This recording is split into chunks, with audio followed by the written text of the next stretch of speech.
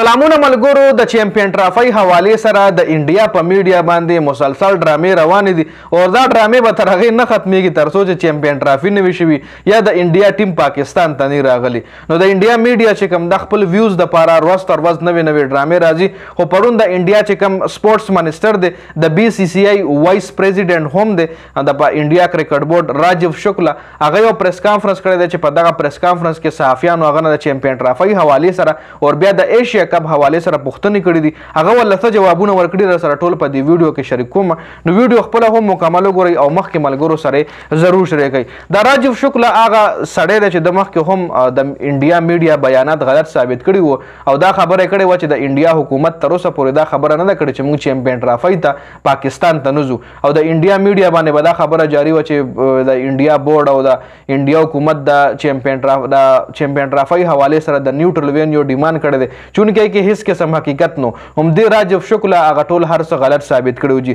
نو اوس راجیو شکلا پرون بیا یو پریس کانفرنس کړی چې په دغه پریس کانفرنس کې دنه تپوس شوی صحافیانو چې تاسو به مطلب د انډیا ټیم پاکستان ته به ځي که نه چیمپیون ټرافي ته به ځي که نه. نو ده ورله ویلي چې حکومت دې حوالې سره لا هېڅ نه دي ویلي دا فیصله به حکومت کوي زموږ چې کوم ګورنمنټ دی هغه به د دې فیصله کوي او حکومت د دې حوالې سره لا هېڅ نه دي ویلي چې د انډیا ټیم به پاکستان ته ځي او که نه به ځي هغه لا فیصله پینډینګ کې ده. څومره هم په میډیا باندې دا خبرونه چلی نو دا فیک خبرونه دي. بیا د یو صحافي تپوس وکړو آیا که انډیا نه ځي پاکستان ته مطلب انډیا که چېرې چیمپیون ټرافي ته پاکستان ته لاړه نو بیا خو ایشیا کپ چې کوم دی هغه په انډیا کې دی نو آیا بیا پاکستان انډیا ته راځي که نه. نو راجیو شکلا ورله ویلي چې دا د هغه د حکومت کار دی چې هغه حکومت د هغې چې کوم ټیم دی د پاکستان هغه موږ ته انډیا ته رالېږي که نه خو زموږ چې کوم د چیمپیون ټرافي مسله دا به زموږ حکومت حل کوي. زموږ حکومت لا په دې باندې فیصله نه ده کړې زموږ ګورنمنټ لا په دې فیصله نه ده کړې چې آیا د انډیا ټیم موږ پاکستان ته ولېږو که نه. نو څومره هم په میډیا باندې غټې غټې ډرامې روانې دي چې د انډیا ټیم به نه ځي او د انډیا ټیم د نیوټرل وینیو ډیمانډ کړی دی او آی سی سی له درخواست لیکلی دی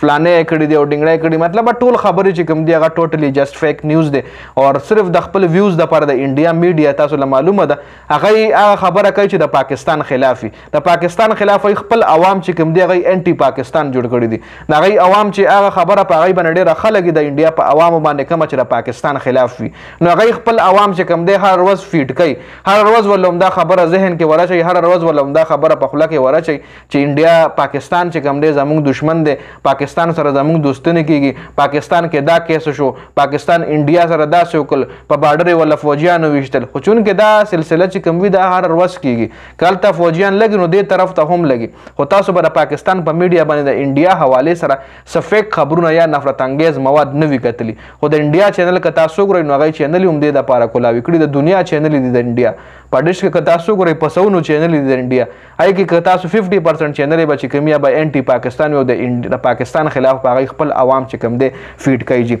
نو دا اپډیټ خپله رایې په کمنټ کې ضرور شریکه کړئ. د ویډیو کتلو ډېره زیاته مننه جي. والسلام.